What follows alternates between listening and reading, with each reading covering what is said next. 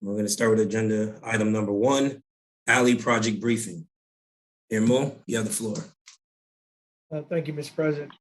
Just a couple things to October the 25th of 2021, Resolution 921 has adopted the Executive Policy 2021-03, which was the City of Laurel Alleyway Policy. The policy established guidelines, criteria, and process for determining ownership and the maintenance of the alleys in the City of Laurel. The city currently has 25 dedicated alleys, of which 8 of those are used daily by the City of Laurel, mainly by the Department of Public Works. The city has been using these alleys for years, not knowing the ownership. The policy did address all the alleys, with the understanding the city will only be responsible for the repair and maintenance of the 8 alleys identified in the policy. Tonight, we're really going to talk about just one alley, which is Alley 8, which is between 7th and 6th Street. We have identified and followed the criteria, and we've identified and we know it's the city's alley. We know that we're responsible for that alley, and we have been working with the community. We've had two community meetings where we had representatives from the community there, as well as 2 members of our council who have been at those meetings, and we had KCI at those meetings as well. This is continuation. We still have work to do, as we explained to the residents. We need to identify funding. We need to make sure that the council wants to continue moving in this direction. I think tonight you will hear from Director Lee, who has some comments first, and then he'll introduce KCI, and they will go through they actually have some slides and discussion points. I think for Councilman DeWalt and Councilman Cole, a lot of this may sound repetitive, but there is some new things as well. We did come up with, you'll see some drawings tonight. We think the cost roughly is about $150,000 to $175,000, but I'm going to recommend to the council that we just use the number of $200,000 if we're going to move forward with this, depending on when construction were to start. And getting back to the community, we need to make sure we get all the easements done by the community, and we need to make sure our legal counsel looks at those. So that will take some time, and but KCI has other things that they must move forward with as we move forward with this, discuss it, and get the council's feedback. With that said, Mr. President, I'll ask Director Lee if you're okay to take it from there, and then he'll lead us into with KCI. Unless anybody has any general questions for me, that's how I'd like to proceed. Thank you, Mr. President.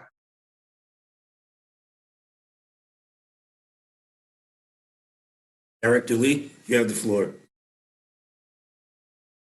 Thank you, Council President Smith, Mayor Mo, and council members. As the mayor has led into, we're talking about this project, particularly with Alley 8. What our research and what our information has shown in our use over the years is that we need to do something more permanent with this alley, not only for its use, but to make it proper for the residents in the area. We have pulled our trucks from actually using the alley anymore with the weight, simply because the alley does not saturate the water well, and I'll let the actual firm get into a little bit more about that. So we believe that this project is necessary, and it will be a pilot project for how we look at whether you all want to move forward with other projects around the city. That's about it for my particular overview. And also this will help us continue to manage the water that the citizens are aware and the residents around this alley. So I think it will take some of that weight off of the particular water setting there in the yards with what we plan to do.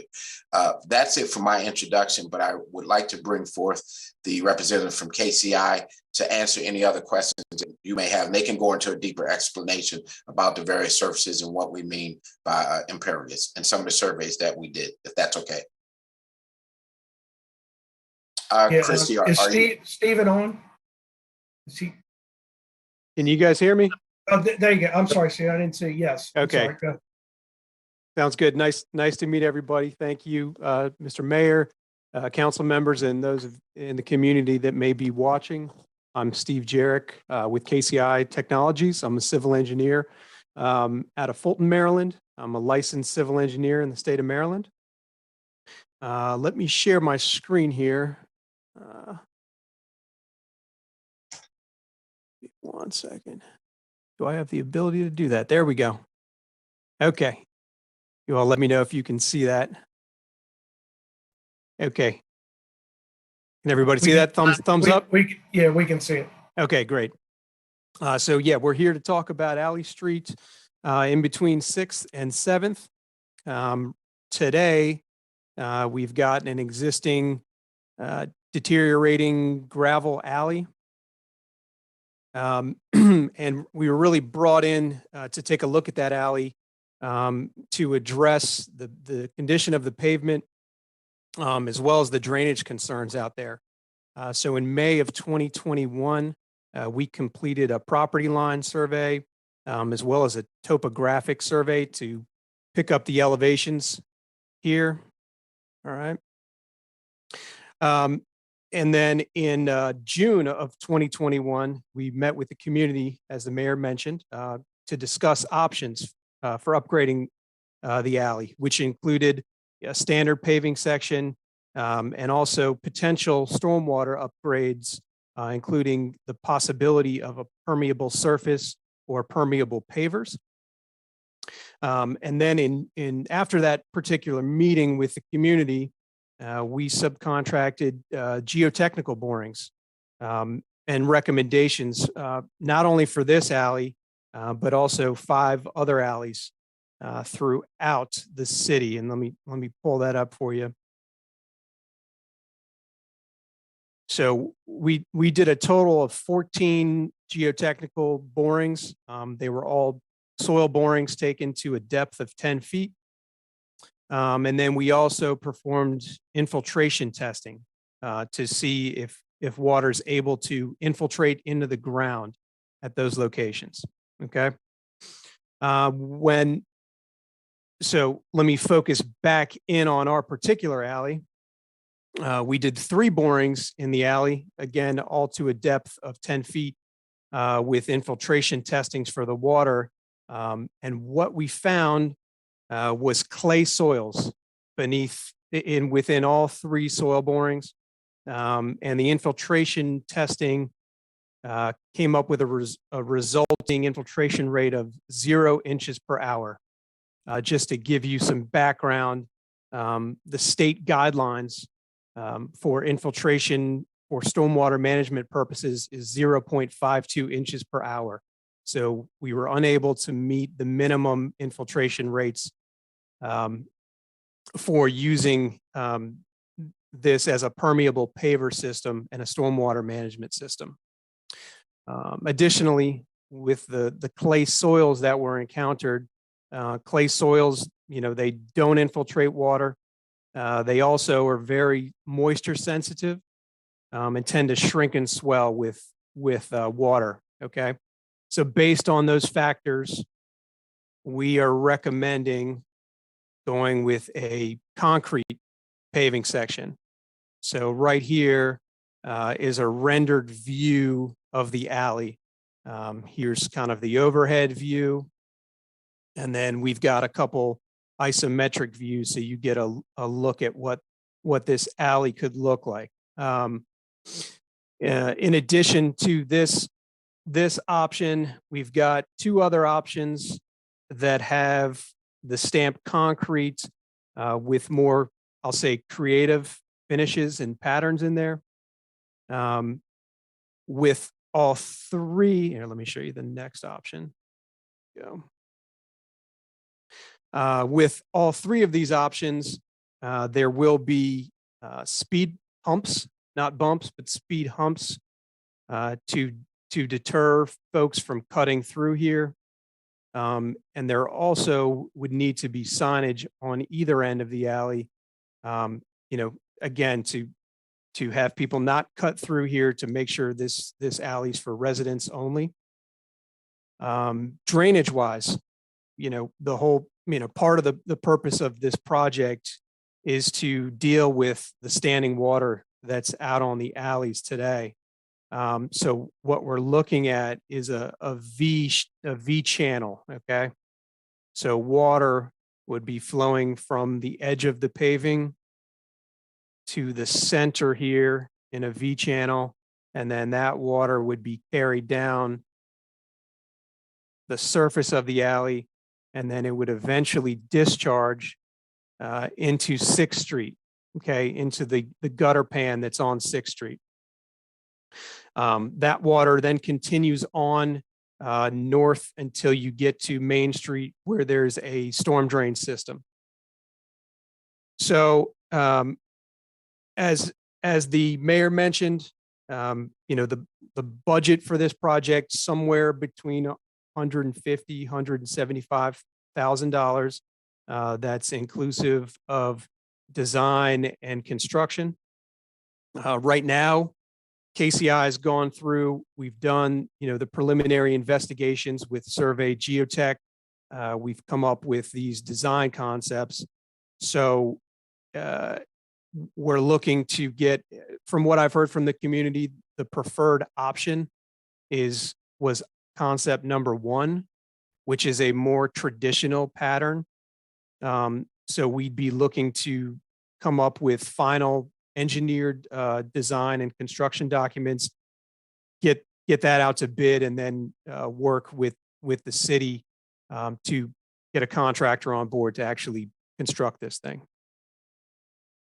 So I think that's it for my spiel, but I'm certainly here to answer any questions you all may have. Stephen, could you go in just a little bit more on the clay base, and we talking about the pervious, because we really tried to work hard to do that here. We did, yeah. That's and a put good, it in layman's terms, I think. Sure. Helpful. Okay, so if we were to use this alley in the scenario where this could be a permeable system, you would actually be introducing water beneath the paving system. Okay, and since that we're underlaid by clay, meaning we've got clay underneath this paving system, we'd be more subject to shrinking and swelling, which is going to have, undulations and waves, and results in rutting, tripping hazards, and really not a functional paving system. So that's why we want to handle all the drainage on the surface and not the subsurface.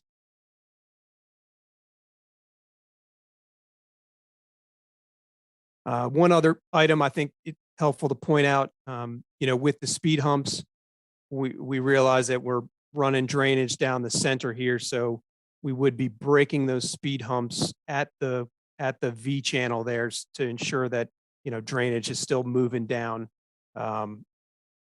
from north to south there.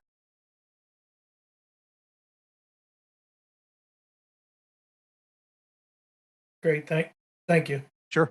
Mr. President, we'll give it back to you for council input and questions. Thank you. On the list. Have any questions, the council, Councilman Sidnor? No questions, Mr. President. Councilman DeWalt? Yes, just a couple, Council President. Stephen, you said there's 5 other alleys that you did boring on. Test. Could you put up could you put up it on the screen again on that map that showed those 5 alleys?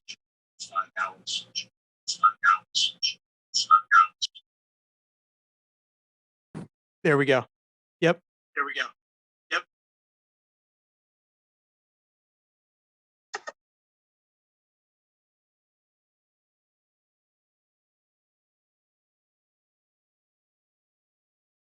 Just bear with me. I'm writing them all down real quick. We'll get you copies of this. Yeah, we Councilman. can get Hey, you a that would copy of be this. good. I Mhm. Yeah. got one question for you. What was in selecting these particular alleys? What was your reason for taking out of the 25? What was your reason for taking these 5 additional ones? I understand the one at 6th and 7th because it was out. Maybe I could answer that for you, Councilman. Remember, there's 25 dedicated alleys, but only 8 of them we use in the city. So that's part of, those 5 are part of the 8. And what they wanted to do, apparently it cost a lot of money to bring this boring machine in. And they felt that once it was in the city, we might as well pick a few more alleys instead of just alley 8. And that's how we came up with that. So it's out of the 8 that are used on a daily basis. Okay, thank you. That's all the questions I have. Councilman Cole. Questions or comments? I do. Thank you, Mr. President. I have questions regarding the stormwater. What kind of calculations are you doing to calculate how much is going to be coming out of this area? During one of the public meetings, it was discussed that the citizens would be able to dispose of the water from their properties, put them into the alley and drain them out into the street. That's a lot of extra water that's currently not in our stormwater system. And that's a very old school way of thinking about stormwater. Instead of capturing it and keeping it where it is, this is just moving it somewhere else and putting it straight in the river. Yeah, and so that's a good point. I would say that we're not changing the drainage area or the amount of impervious area that's getting to the existing storm drain system with this layout.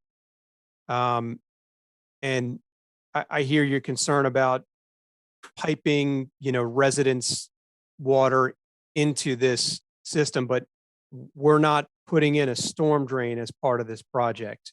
There's simply not the infrastructure in 6th Street to receive that storm water.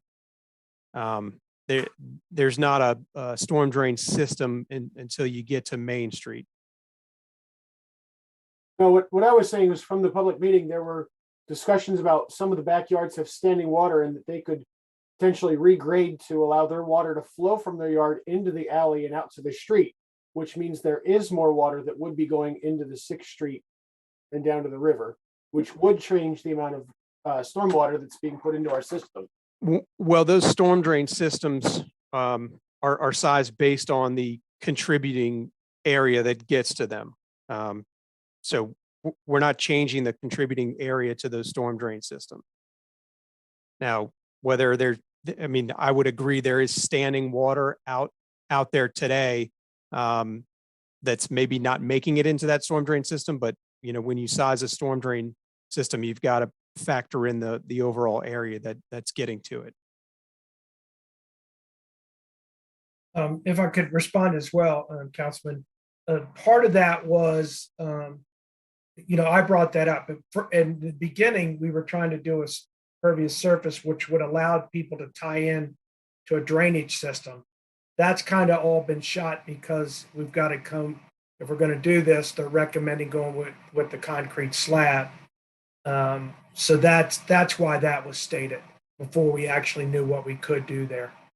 So Have we explored all the options that are available for this other than just concrete? I haven't seen, what are the discussions that were had about having stormwater retention? So not percolating it into the soil, but excavating it out, putting engineered structure underneath that would hold some of the water before it's discharged into the street.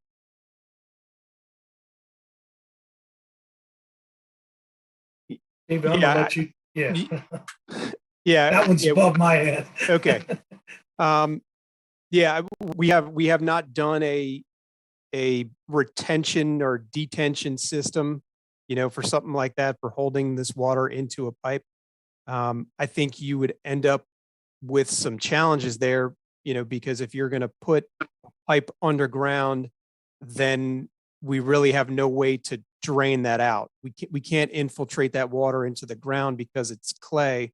So then you'd be trying to, release the water slowly through a storm drain system, which would again have to be run down 6th Street back into Main Street.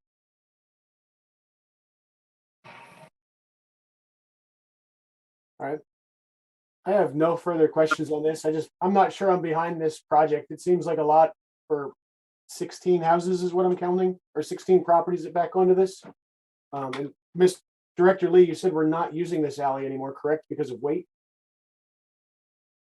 That's not totally accurate. We don't send our trucks down there, but right now, there are exceptions to when the property owners do use the alley, and they're allowed to put, for example, when they rent the dumpsters, and if they have the private contractors, we pull the city trucks off because the water doesn't seep through the surface enough, and that's our point. So we would have to go to something to remunerate to correct this issue. So during the time we've pulled the city trucks off, we'll probably pull them off of others too. But that doesn't mean the alley does not get used. That's us minimizing the use of the alley for the city. Okay. No further questions, Mr. President. Councilman Cole. Councilman Mitchell, do you have any questions or comments? No, this is very insightful. Thank you very much.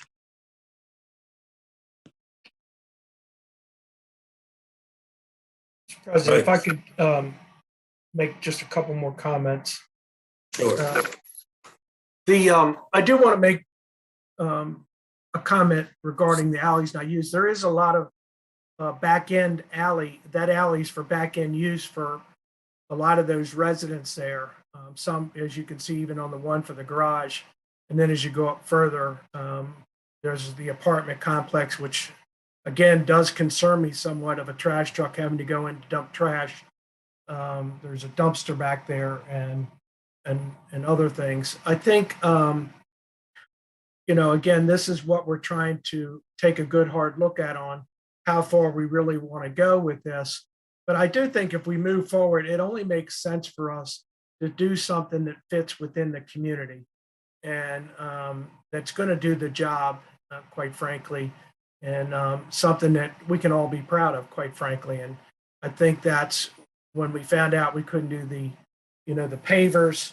I felt that something like the stamped concrete, or I think you had mentioned before, Councilman Cole, you can do, I guess you can dye concrete or you can stain concrete, whatever, and it's a different color.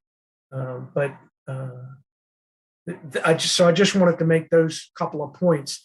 And we still have work to do, which is again why we wanted to bring it to the council's support. We need to go back to the community. We need to start working diligently on the easements to make sure that we have the easements, because we are going to have to go as this thing moves forward. There will be areas where they'll have to go on people's property, and we need to have that assurance that we can do that, with the understanding if we mess it up, we have to fix it up. And so that's the other thing here. But again, I really think we need to get a sense of from the council, and we tried to give you some ballpark figures on that.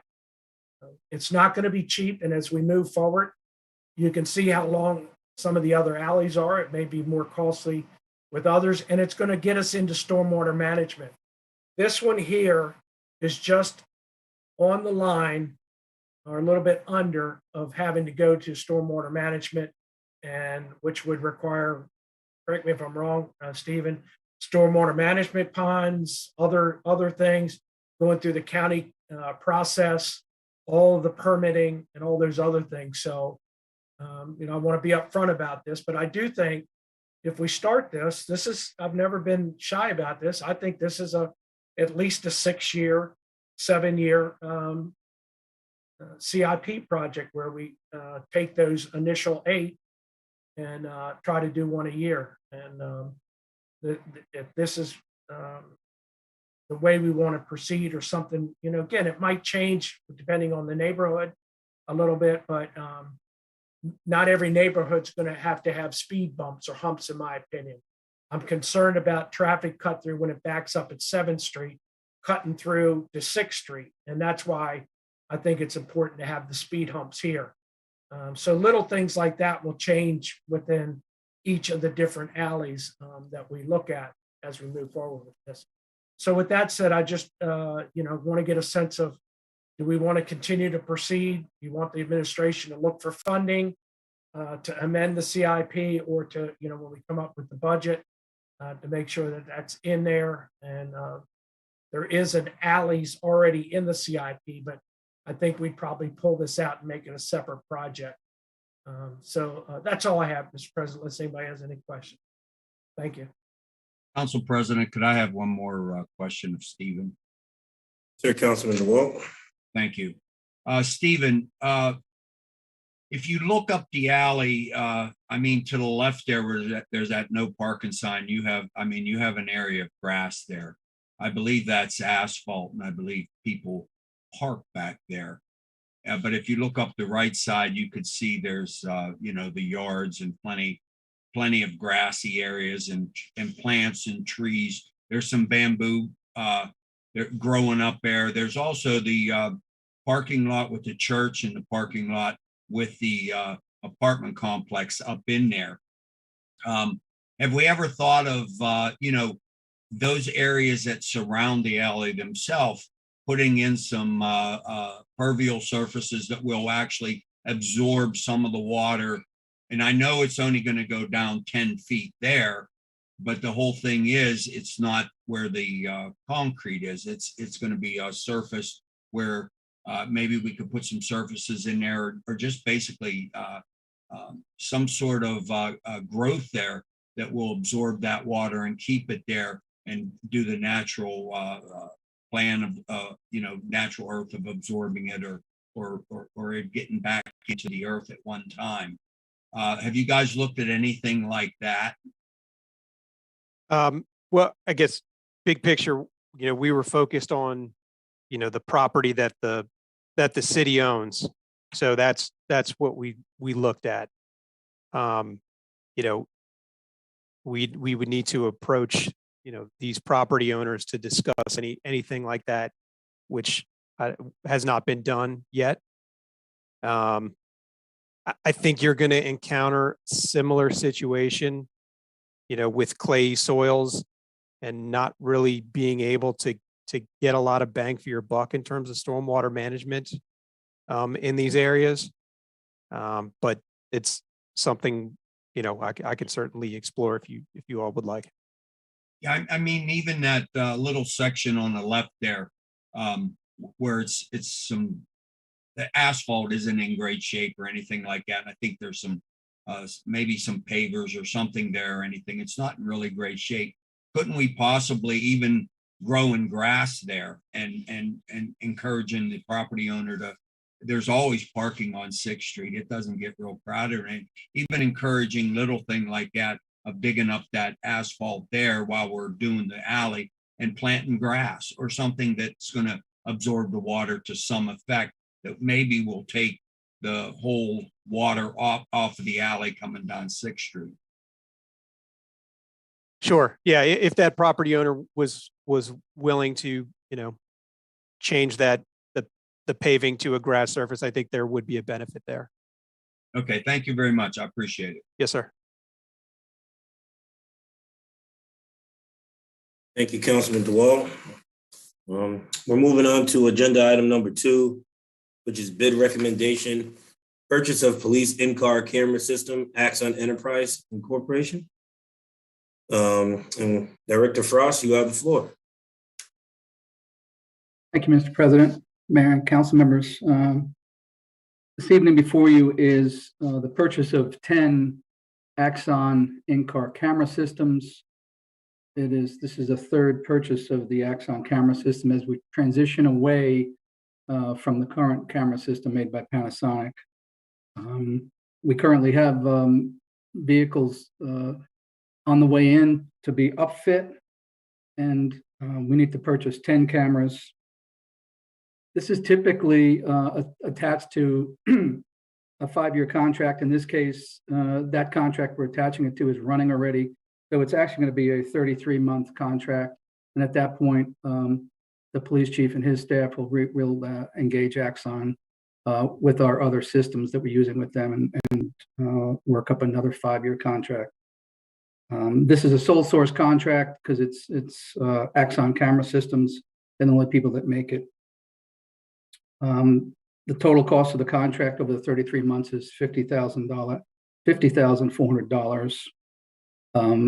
So there's some upfront cost to actually purchase the cameras. The majority of the cost is in the warranty, maintenance support, and the cloud storage of the videos itself, and the software to manage those videos. And the purchasing vehicle is the State of Maryland 2012 hardware technology contract, which Axon is on that contract. With that, I'll answer any questions. Councilman Sidnor, do you have any questions or comments? No question, Mr. President. Support this project. Councilman DeWall, any questions or comments? No questions for Mr. Frost. Councilman Cole, do you have any comments? No questions, Mr. President. Councilman Mitchell, do you have any questions or comments? No questions or comments. Mayor Mo, I'm sure you have any comments? You're fine with this? All right. So, Mayor, we're going to award the bid at the Mayor and City Council meeting on Monday, January 10th, 2022 at 6 p.m. Moving on to agenda item number 3, bid recommendation, police CAD, RMS, redundant network connection, Motorola Solutions. Director Frost, you have the floor again. Thank you, Mr. President. This is about 2 years ago, we went on board with the Prince George's County CAD records management system, which consists of the CAD is the computer aided dispatch. That is where somebody calls into the police department. It gets entered into the computer and it can dispatch cars. They take all the information, type it in, and it's also connected to the county network, the 911 system. The other part of it is the records management system. This is where our records management folks do all the record keeping, whether it's arrest, parking tickets, all that stuff gets entered into that. Both of these make up the CAD records management system. When we went on the system 2 years ago, the way we get to the 911 system is by fiber. It's a fiber connection that runs down Route 1 to Hyattsville. And in Hyattsville, we get on a little data center there, and we're connected to the 911 center. Recently, several months back, the county did an upgrade and had a problem with some of it, and we ended up going down for a couple of days. At that point, it was obvious we needed a redundant backup system. So working with Motorola, which operates the county radio system and their 911 center, we came up with a plan to put in a backup system. This is going to run on, it'll operate on our microwave link. So if you've been to the police department, you understand we have in the back a radio tower. And on that radio tower is a microwave dish, which points to Bowie, the Jericho Park near Bowie State College. And that's a microwave link. It's essentially a radio link. And it goes to the Jericho Park radio tower, comes down and puts us on the radio system. So what this is going to do is upgrade that microwave dish so we can get more bandwidth, put more stuff across it. And we'll put the radio system and when necessary, if the fiber link was broken or disrupted, We would then push our cattle record system over the microwave link. The vendor is Motorola Solutions. Cost is around $208,000. And the purchasing vehicle is the Prince George's County Motorola radio contract C0891. With that, I'll answer any questions. Councilman Sidnor, do you have any questions? No question, Mr. President. Councilman DeWalt, do you have any questions or comments? No questions. Councilman Cole, do you have any questions or comments? No questions. Councilman Mitchell, do you have any questions or comments? No questions. We'll award the contract at the mayor and city council meeting on Monday, January 10th, 2022 at 6 p.m. Moving on to agenda item number 4, bid recommendation, live broadcasting unit lease, LiveU. Again, we have Director Barnes. Good evening. Thank you, Mr. President. Before you is a memo that's dated December 19th, 2021. I'm hearing feedback. Are you also getting the feedback? Okay. All right. Let's see.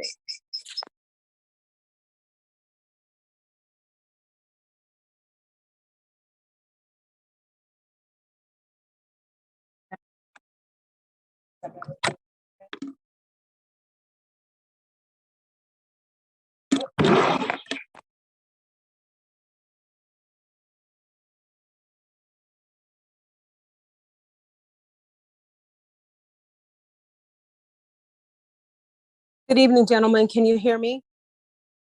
Okay. Thank you very much. Good evening, Mr. President, Mayor, and City Council members.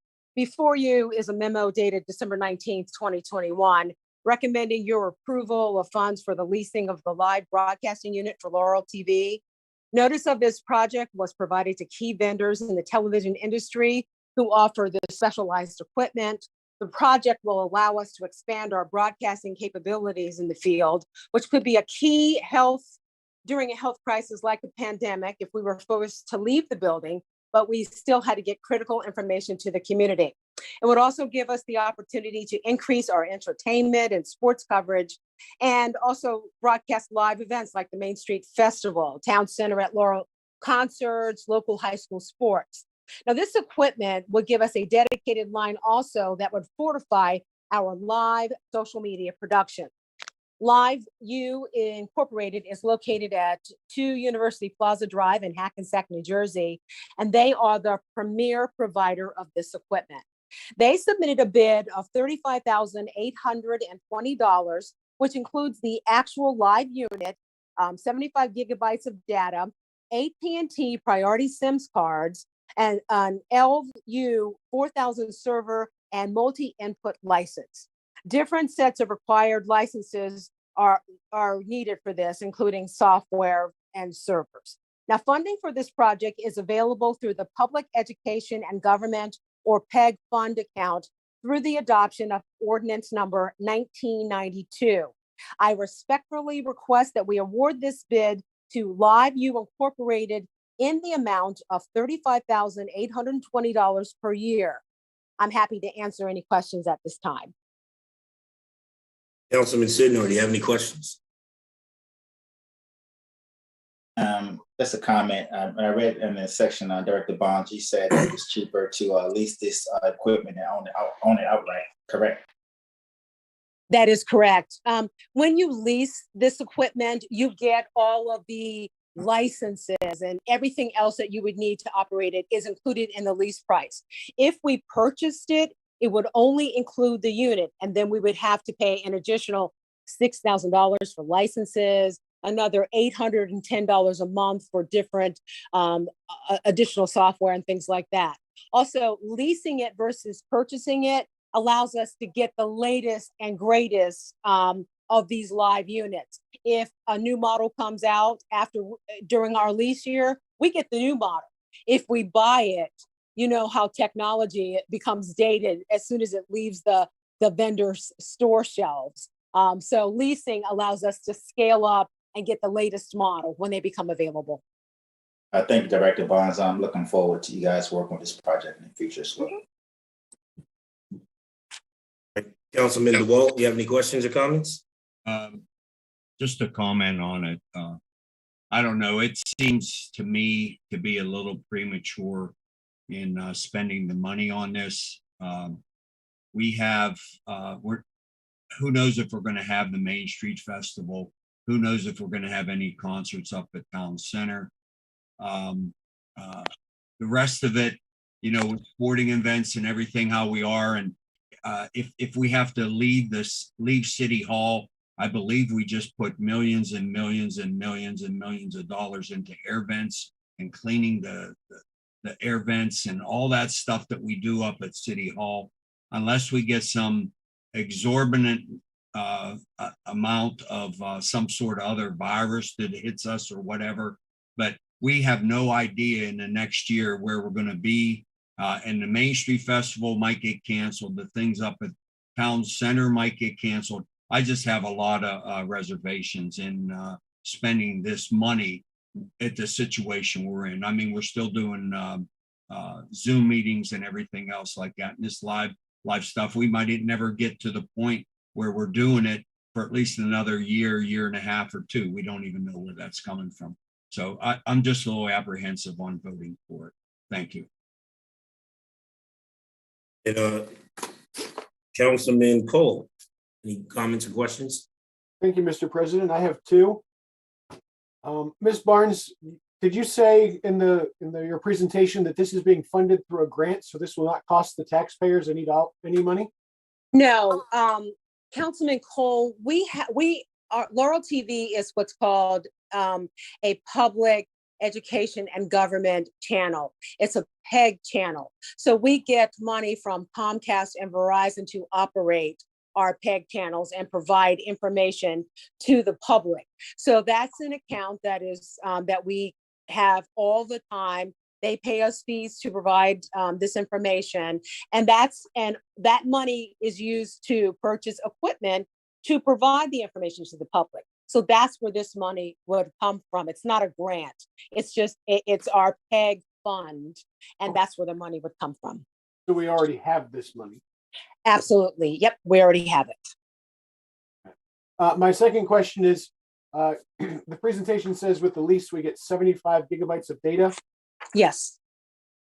How much are we planning on using this? I feel like streaming audio and visual will go through 75 gigabytes fairly quickly. What are the rates? Well, it just, the big things I think we would use it for are, for example, Lease Across America, or our illumination outside the Armory, things like that, big community events that that people look forward to every year. And by having this live unit, we won't run into those problems of not having a dedicated line to go live on our social media accounts. This is a dedicated line just for live broadcasting, and it's going to up our game as far as especially for live social media broadcasting. Thank you, Ms. Barnes. No further questions, Mr. President. Thank you, Councilman Cole. Councilman Mitchell, any comments or questions?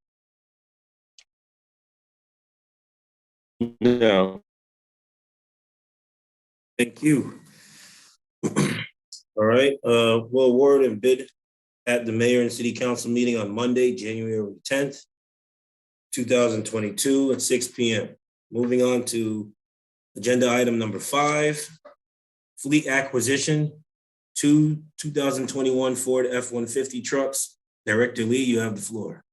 Thank you, Council President Smith, Mayor Moe, and council members. The Department of Public Works is requesting approval for the purchase of 2 2021 Ford F-150 XL trucks to replace 2 vehicles which have exceeded their expected lifespan and are on the fleet schedule to be replaced and surveyed out. The department solicited several quotes, including from vendors on state and county contracts. The accepted quote is from Apple Ford of Columbia, Maryland, who is a vendor on the Baltimore County contract number 00004504. Based on the replacement schedule, the following vehicles will be removed from the fleet and replaced. Vehicle number 712, which is a 2009 Nitro assigned to DPW, and vehicle number 808, a 2005 Silverado assigned to FMPS, which is the Fire Marshal's Office. The quotes were as follows.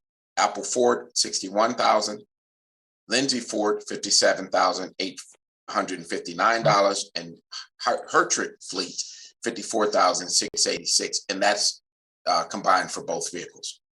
Funding is provided for in the FY 2022 CIP Fleet Replacement Program allocated through Ordinance number 1971. The net cost for both vehicles is $61,000. Recommendations. Although the accepted bid is not the lowest bidder, the final cost includes a negotiated reduction of $4,640 off the initial contract price, and there are no potential additional fees for shipping delays and any unforeseen increases due to current fluctuations in the vehicle market. In addition, these vehicles will be available within 3 weeks, with the expected delivery in January this month of 2022. The two other bidders both quoted a 30-week plus lead time with no firm delivery date commitment. Based on our evaluation and the current state of the market, it is recommended that the purchase of these vehicles for the total cost of $61,000 to Apple Ford of Columbia, Maryland be approved, and I'm available for any additional questions you may have. Thank you, Councilman. Thank you, Derek Lee. Councilman Sidno, do you have any questions or comments? No questions, Mr. President. All right, thank you. Councilman DeWalt. No question. Councilman Cole, any questions or comments? Just one comment. I'm very happy that you can get the trucks so quickly. There's such a backlog with the pandemic. When you put that in the bid recommendation, I was happy to see we could get the trucks quickly. So I approve of this. No further comment. Councilman Mitchell, any questions or comments? No, thank you, Council President. Will award at the Mayor and City Council meeting on Monday, January 10th, 2022, 6 p.m. Moving on to agenda item number 6, resolution number 1-22, a resolution of the Mayor and City Council of Laurel, Maryland to establish a City of Laurel Advisory Committee relating to the redistricting of the city ward boundaries. Mayor Mo, you have the floor. Thank you, Mr. President. I think the resolution spells it out, but let me, for those that may be listening at home, the City of Laurel Charter establishes a 2-ward system in the City of Laurel. Section 603B of the charter mandates that once every publication of the census of the population of the United States, the City Council shall evaluate the wards of the city and to ensure that representation is reasonably equal, and the power to change the boundaries of the wards if they're not. The 2020 census came to 30,060 for the City of Laurel. In Ward 2, there were 16,446 residents, and in Ward 1, there's 13,614 residents, which is a difference of 2,832. And we've done this both ways in my time in the city. We have created a citizens group to review and make recommendations to the council. And we've also, when I was on the council, the administration reviewed the numbers and made recommendations to the council. It can be done either way. It just needs to be reviewed and it needs to be looked at. And the numbers, again, with the charter, need to be reasonably equal in population. The resolution spells out the purpose of the committee. It spells out the membership, which would be 5 residents of the city. The mayor would select 2 members, one from Ward 1 and one from Ward 2. The council president would make a selection from the general public. 1 member would be from the planning commission, 1 member would be for the board of election supervisors. All the appointments would be appointed by the mayor, subject to confirmation of the city council. I actually think probably maybe 4 meetings in my view, would probably take care of this and to make recommendations back to the council. But I'll be happy to answer any questions if the council wants to proceed in this manner or in the other manner I described that we've done in past, I shouldn't say past years, in the past. So I'll answer any questions, Mr. President. Councilman Sidner, do you have any questions or comments? Mayor? Well, more educational questions, if I can truly understand it. I read the resolution, and the resolution is self-explanatory. It's just the point, I guess, that I understand the percentage of numbers that we have in Ward 2. Like the mayor said in the resolution, we have 2,000, and I wrote down stuff as well. Ward 2 had 16,000. Yeah, correct. 440. It's a difference of 2,832. Yes. Correct. And remember, some things will be coming online as well, both in Ward 1 and Ward 2, which will bring more population into those wards for the next 10 years. Yeah, got that totally. I wrote it down. What's the percentage like by state law or federal law that when you're redistricting something, what it has to be? I mean, under our charter, the wording is reasonably equal. Okay. Again, if you think 2,832 is not, something that's worrisome, I don't think you need to take it. It just requires mayor and council to look and review the numbers. And I know Larry's on the line, and Mr. President, he can jump in if he's got something from a legal standpoint that Councilman Sidnor talked about as well.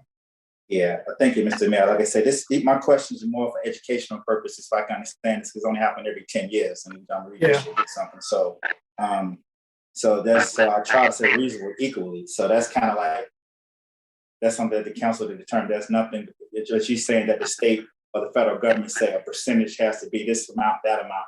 Reasonable equal is subjected to what we think it should be. Yeah, we just definitely don't want ours to go the way that the feds and the state do theirs. Yeah.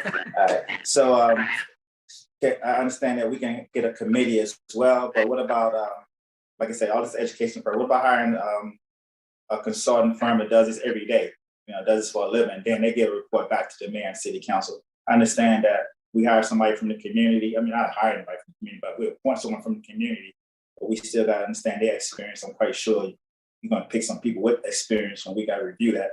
But would it be easier to hire an expert to do this every day, and say this is these are just questions going out, not saying we have to do this, just for the council to consider.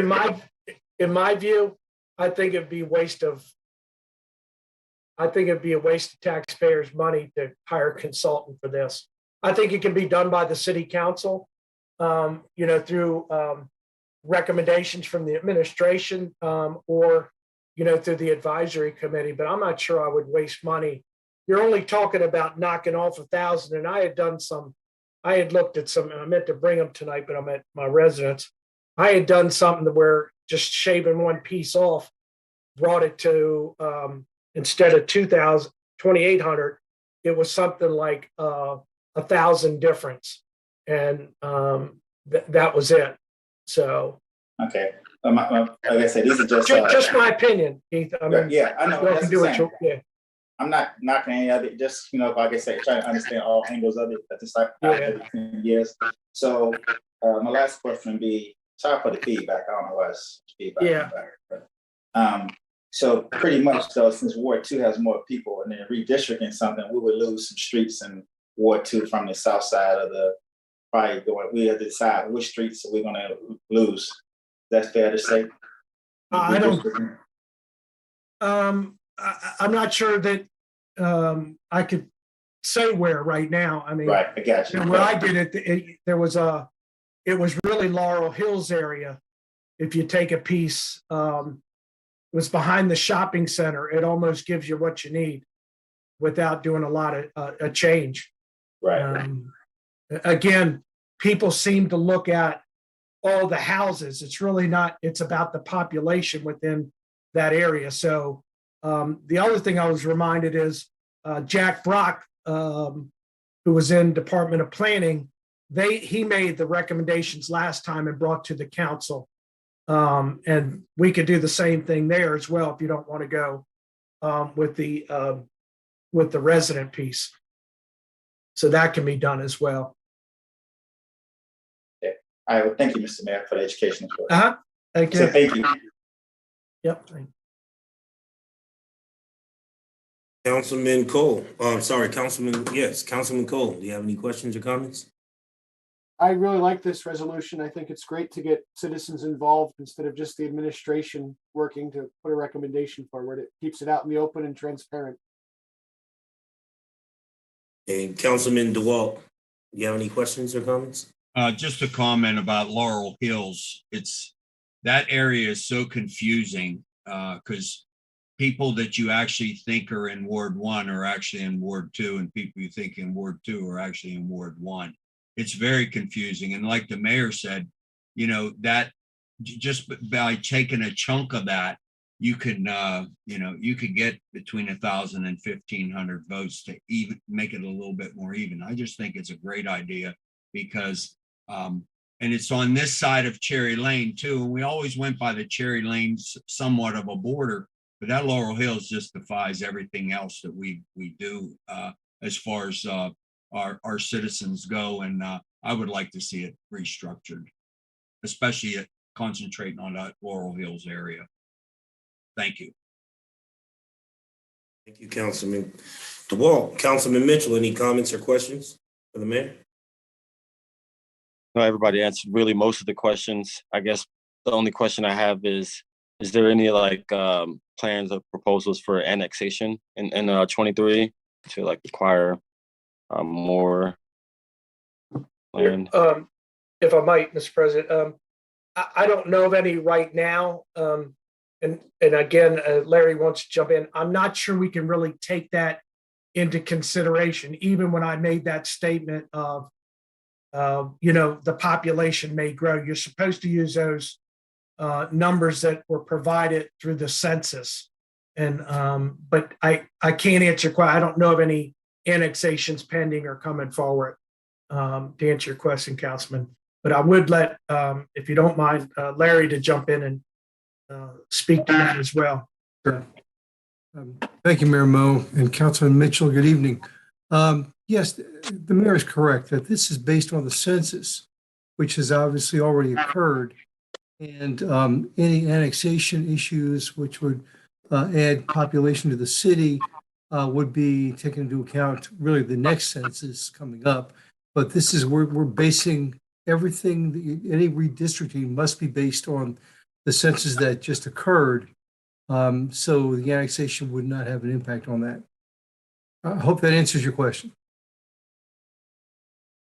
And I think it does, unless Councilman has something else, Larry. Yep, Councilman Mitchell, you okay? Yeah. That was my question. I guess it might be a question that we could figure out later on down the line. I was just curious on from the initial census counts and the numbers that we have, is there an amount of people that they estimate was not counted, specifically in the Laurel area? And the reason I ask this is just because I thought that the 10-year increase for the Hispanic population was rather low. Yeah, I think I personally think the 30,060 is low, but we have to go through our records, and there's a process of challenging that. So I don't know if Director Love may have something to add to that as well on your question or on what I responded to. Sure. Yes, Mr. Mayor, that's the number we have right now, but we can work with the census to see who hasn't been counted. A lot of that backed up data takes quite a while to come back to see those undercounted populations. So that's something we can definitely look into and get back with council on. Thank you. Appreciate it. I do want to mention as well, if you move forward with the resolution, it does require them to have at least one public hearing. In my view, I would think they'd want a couple public hearings. And it also gives the council the opportunity as well to go and permit, if you want to do a plan or you have suggestions, to provide that as well. That's happened in the past. And I also think for council members offline, if you have questions, at least in my time, and I don't want to make it sound like I've been around a long time as well as Miss Rao, but she has a lot of historical information on the census stuff that we've done in the past and the review of ward boundaries. So I would, you might want to talk with Ms. Rao as well. And maybe there is some other information in the council library there, her files that she can provide to you as well. I do think this is the better way to go. I know there's been a lot about what goes on at the federal and the state level. I've never seen it here in my time at the local level. It gives everybody the opportunity to express their views, whether you're an elected official or you're a member of the city population. And I think that's important on the transparency, as well as those that are coming out and taking the time to vote. And this is one way, again, of letting people know that we're listening to them.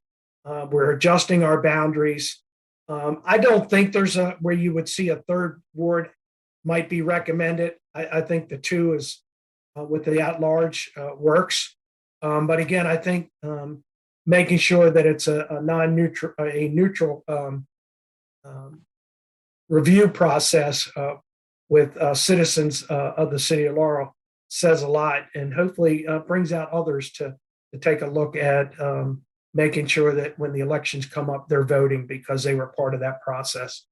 That's all I have, Mr. President. Thank you. Thank you, Mr. Mayor.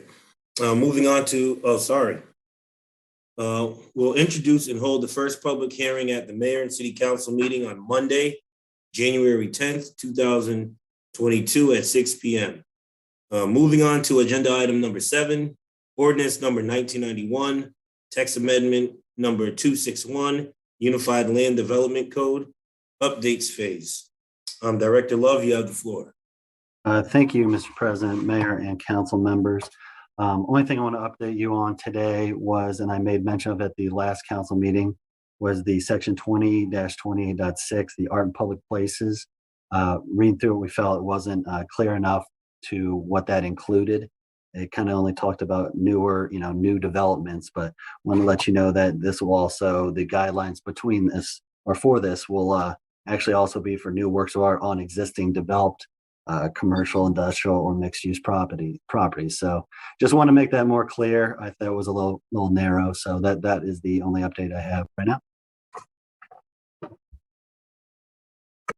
Right, any questions from the council? I would start with Councilman Sidnor. No questions, Mr. President.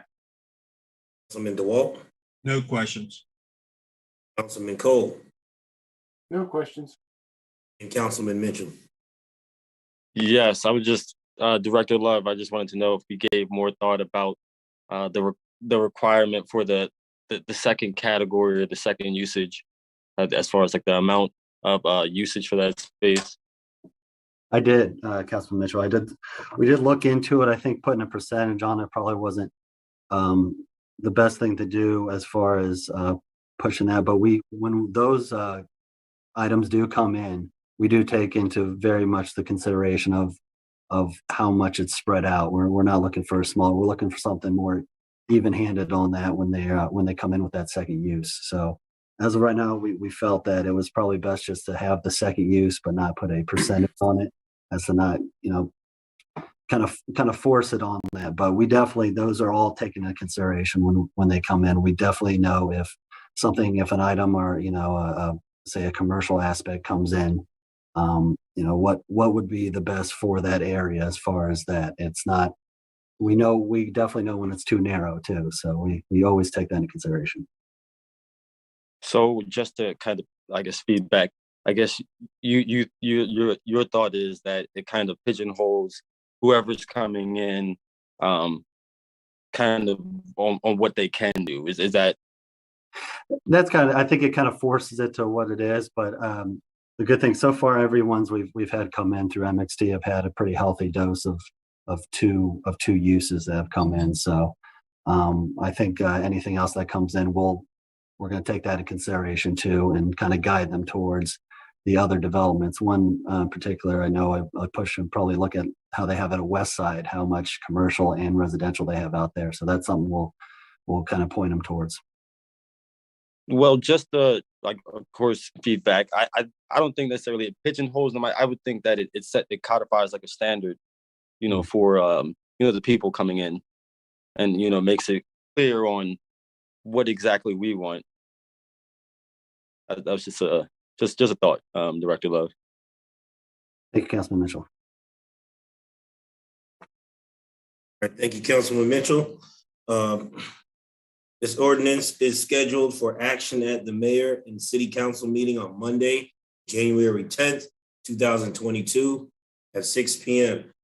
Moving on to the last agenda item, number 8, ordinance number 1992, an ordinance to amend the general operating budget and capital improvement program of the mayor and city council of Laurel, Maryland for the fiscal year of July 1st, 2021 through June 30th, 2022.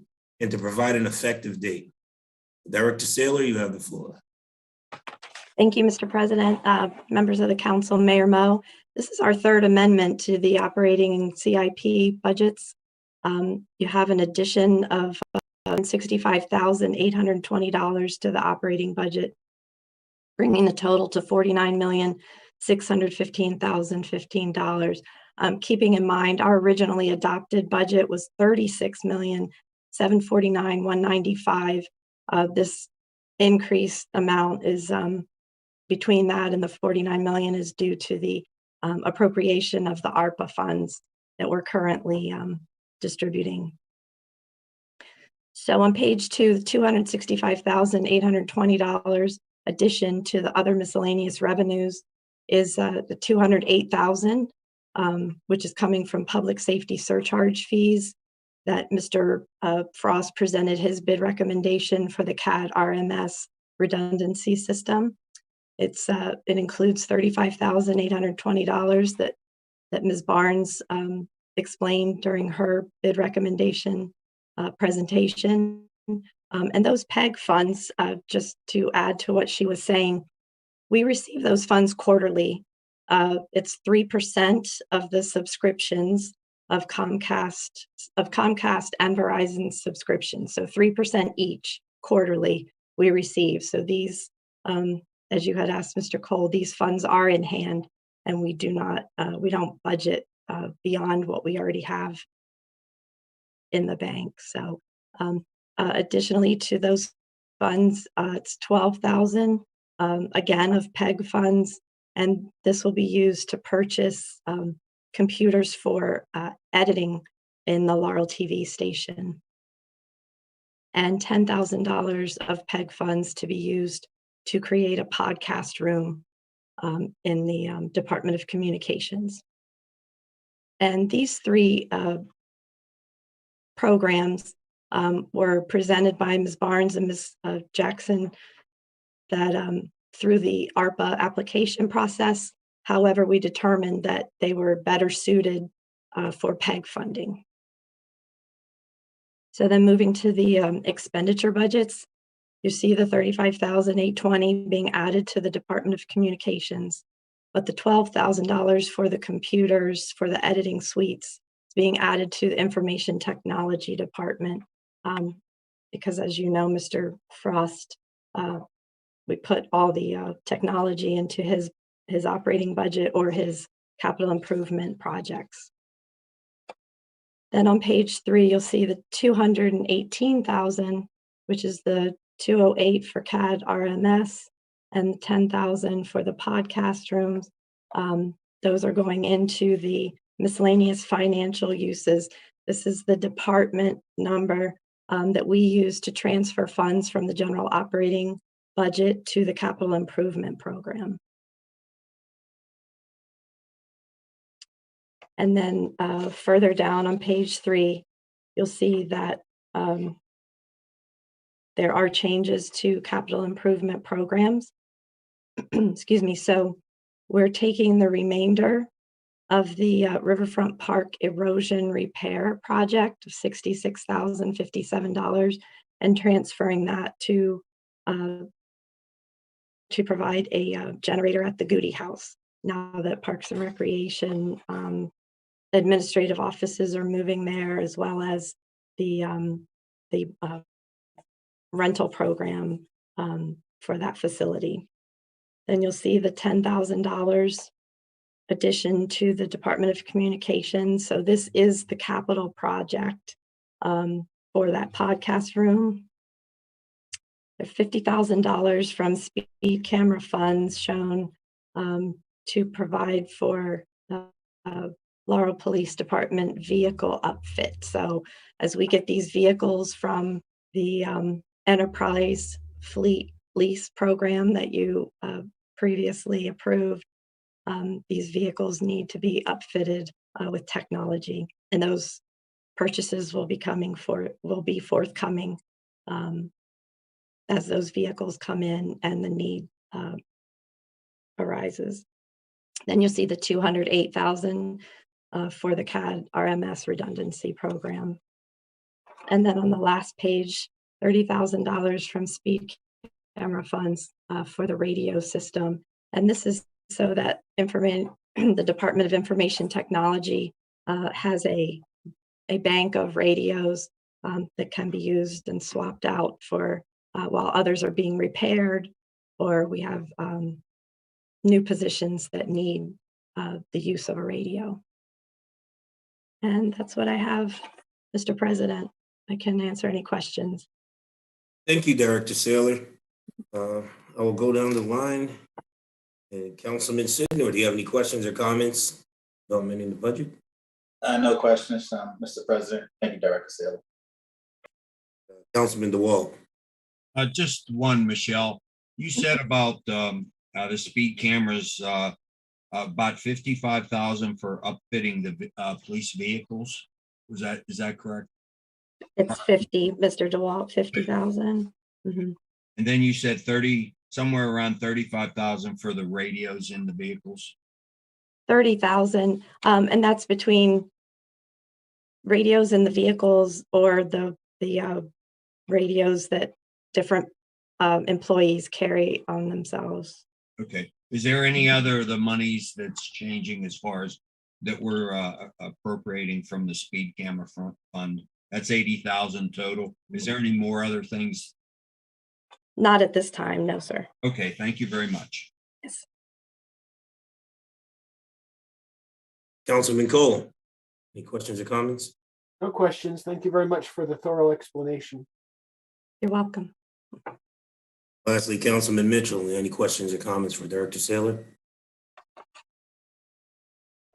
No questions, and thank you, Director.